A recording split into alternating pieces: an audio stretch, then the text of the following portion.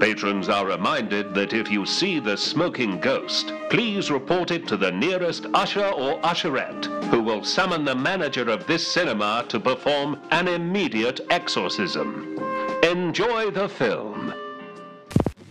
And this week, David Cameron found himself swept up in another lobbying controversy, as questions were raised over the influence of his election strategist, Lynton Crosby, over a government U-turn on putting plain packaging on all cigarette packets. But what exactly is Lynton Crosby's role? He's been brought in to spearhead the Conservative election campaign.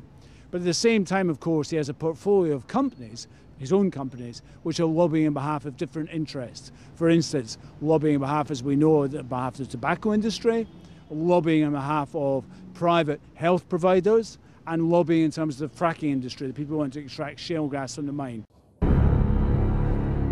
Think of the economy as a car and the rich man as the driver. If you don't give the driver all the money, he'll drive you over a cliff. It's just common sense. Furthermore, rich people feel things more deeply than the common man. OK. The man up there at the back on the right, you sir. Yeah, I'm totally opposed to the benefit culture, but I'm not talking about the working poor or the unemployed or the sick or the elderly.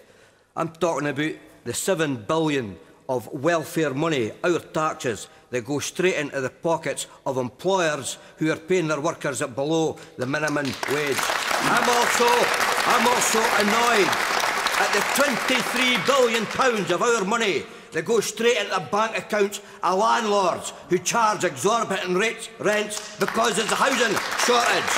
And I'm totally opposed to the massive tax avoidance and evasion that's taking place today on part of the the rich individuals and corporate Britain. They're paying next to zero in corporation tax and in tax on the rich. Right. It's about time welfare dependency was ended and the ordinary people of this country got their say and allowed to change what's happening.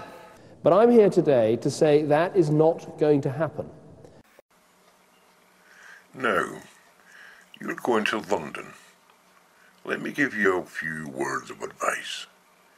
There are thieves in London who steal money.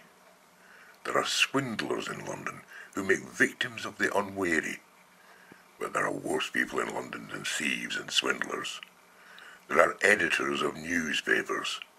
Take care of yourself if you fall amongst editors of newspapers.